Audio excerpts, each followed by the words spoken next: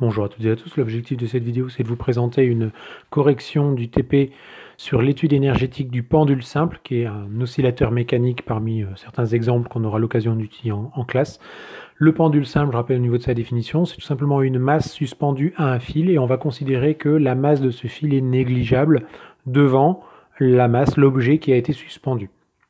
Donc on a deux travaux en fait qui nous concernent sur le pendule simple. Ce TP-là, c'est sur l'étude énergétique, c'est-à-dire les conversions des énergies cinétiques et potentielles de pesanteur, et voir un petit peu en quoi ça peut influencer l'énergie mécanique de notre système. Donc, d'après l'énoncé en fait qui vous a été donné, on vous demande de réaliser vous-même avec le matériel disponible à la maison un pendule simple avec quelques consignes sur longueur et masse à utiliser, même si bon, on n'est pas forcément obligé d'utiliser ces notions-là. Vous verrez d'ailleurs que dans les exemples que je vais vous montrer, j'ai pas forcément respecté exactement les valeurs que je vous avais données dans l'énoncé, mais c'est pas grave.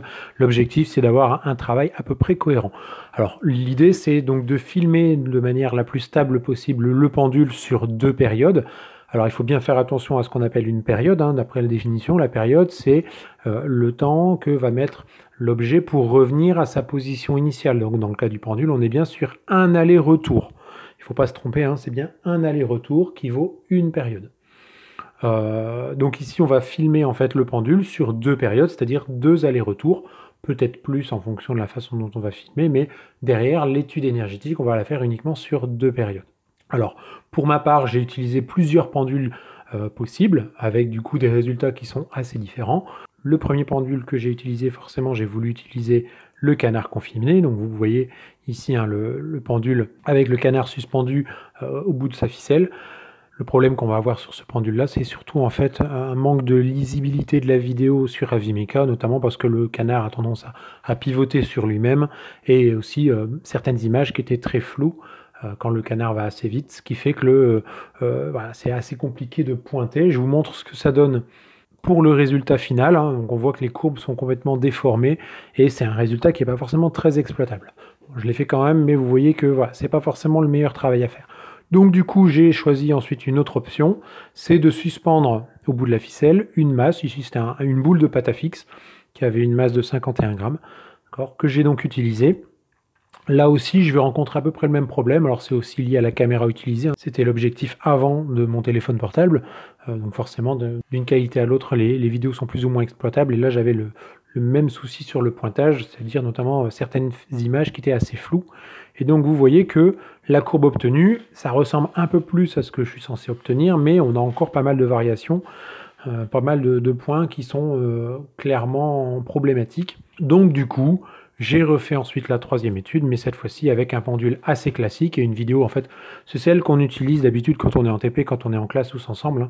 Et certains d'entre vous, je le sais, ont travaillé sur cette vidéo parce que pour certains, je vous l'ai donnée, ou vous avez réussi à la récupérer par des contacts. Voilà. Mais cette vidéo-là, elle est bien exploitable puisque les images sont assez nettes. Et on arrive du coup à avoir une belle courbe, une belle analyse. Et c'est justement ce que je vais vous présenter maintenant. Donc la vidéo, vous la voyez, une fois qu'elle est ouverte sur Avimeca, on arrive assez facilement à voir en fait la masse suspendue, et on va pouvoir donc facilement cliquer en fait sur son centre de gravité, puisque c'est le centre de gravité qui nous intéresse.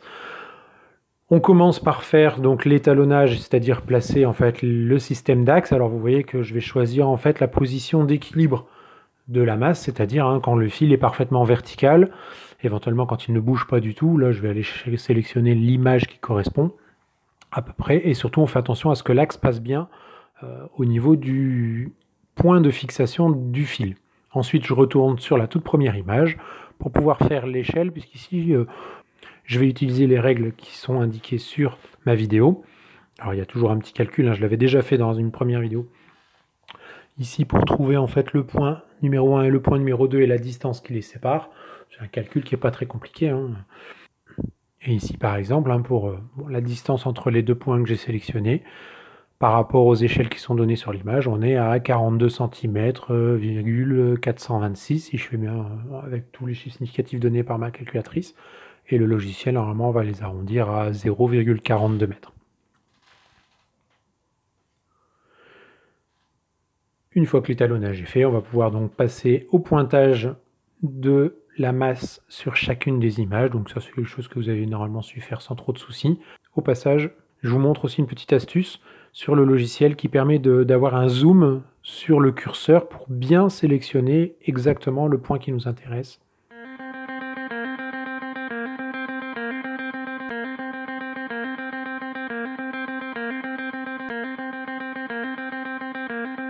Et on a aussi la possibilité, si jamais on a trop de points qui apparaissent sur notre image et que ça devient un peu illisible, de ne plus faire apparaître en fait tous ces petits points blancs là, toutes ces petites croix, pour ne s'intéresser qu'à celle qui vient d'être tracée précédemment.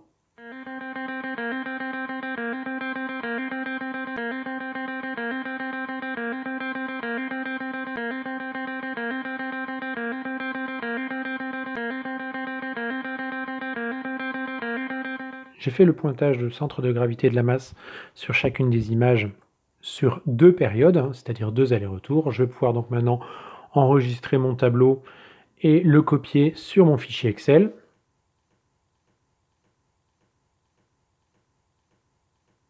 Je vais me débarrasser de la première ligne qui ne m'intéresse pas.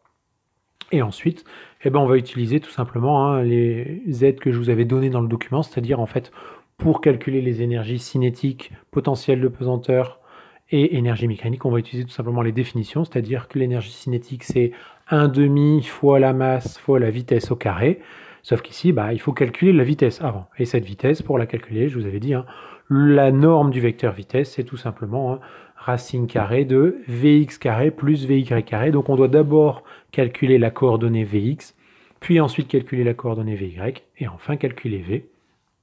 Je calculerai ensuite l'énergie cinétique, 1/2 fois la masse fois la vitesse au carré. Pour la détermination des coordonnées Vx et Vy, on l'avait déjà fait dans un premier travail, on va utiliser tout simplement la définition, c'est-à-dire que la coordonnée Vx, en fait, c'est la dérivée dx sur dt. La coordonnée Vy, c'est la dérivée dy sur dt. Donc du coup, on va devoir calculer ces deux dérivées en utilisant tout simplement le calcul du tableur Excel et en prenant à chaque fois le point suivant moins le point précédent. Pour ça, je vous invite à retourner voir notamment la vidéo sur le TP qui concernait le projectile lancé dans un champ de pesanteur uniforme où on avait déjà fait ce genre de travail.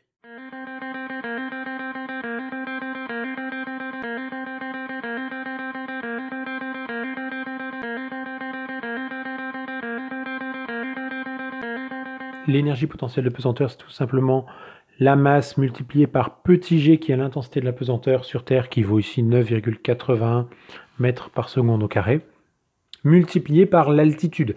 Et l'altitude ici, pour moi, c'est tout simplement la coordonnée y, la coordonnée verticale, lors de mon pointage. Et ensuite, on calcule la valeur de l'énergie mécanique, c'est-à-dire tout simplement, d'après la définition, la somme EC plus EPP.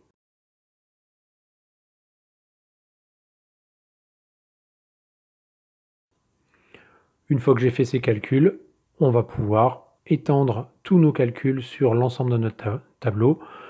Je rappelle qu'on ne peut pas connaître la vitesse à la première ligne ni à la dernière ligne. C'est pour ça que je les laisse vides, puisqu'on a besoin à chaque fois de connaître ce qui se passe au point suivant, mais également au point précédent. Et donc dans le cas de la première ligne et de la dernière ligne, il nous manque une information, donc on ne fait pas le calcul à cet endroit-là.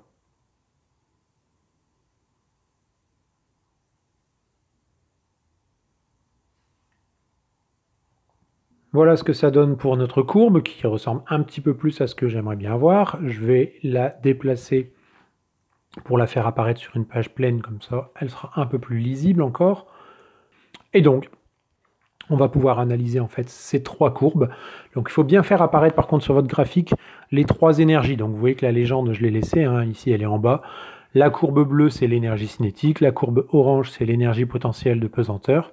Alors, énergie potentielle de pesanteur ou aussi énergie potentielle de position. J'ai tendance à utiliser les deux vocabulaires parce que les deux sont valables. Énergie potentielle de position, c'est plutôt le vocabulaire qu'on utilise au niveau du collège. Énergie potentielle de pesanteur, c'est le vocabulaire qu'on utilise plutôt au lycée, mais comme en ce moment je travaille sur les deux notions avec toutes mes classes, j'ai tendance un petit peu à me mélanger les pinceaux, donc soyez pas surpris si des fois j'utilise l'un ou l'autre du vocabulaire, mais de toute façon c'est la même chose, énergie potentielle de position ou énergie potentielle de pesanteur.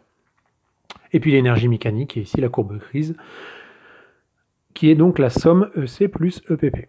Et donc l'idée, c'est de bien voir hein, sur ce graphique que les deux énergies, en fait, EC et EPP, se convertissent l'une en l'autre. Au point de départ, on a une énergie potentielle de pesanteur qui est très grande, puisque le pendule est à sa position la plus haute. Par contre, il est encore tenu en main, donc ça veut dire qu'il ne bouge pas. Sa vitesse est égale à 0, donc c'est normal que son énergie cinétique soit quasiment égale à 0. Hein. Ici, le premier point, il n'apparaît pas sur la courbe. Et puis ensuite, quand on lance le pendule, hein, on va progressivement perdre de l'altitude, donc l'énergie potentielle de pesanteur diminue. Et puis ensuite, au contraire, l'objet va de plus en plus vite, donc son énergie cinétique augmente. Alors ensuite, quand on regarde l'énergie mécanique totale, hein, on remarque ici, j'ai travaillé sur seulement 2 périodes, et on voit que l'énergie mécanique, avec éventuellement les erreurs d'incertitude liées au pointage sur la vidéo, on remarque que globalement, l'énergie mécanique est conservée, et que voilà, la valeur de l'énergie mécanique reste à peu près constante sur l'ensemble du mouvement, en tout cas sur les 2 premières périodes.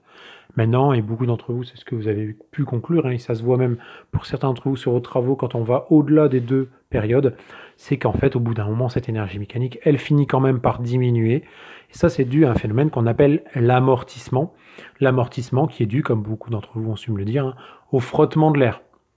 C'est pour ça qu'il va falloir travailler aussi sur la forme de la masse, par exemple, qu'on va suspendre au bout du fil.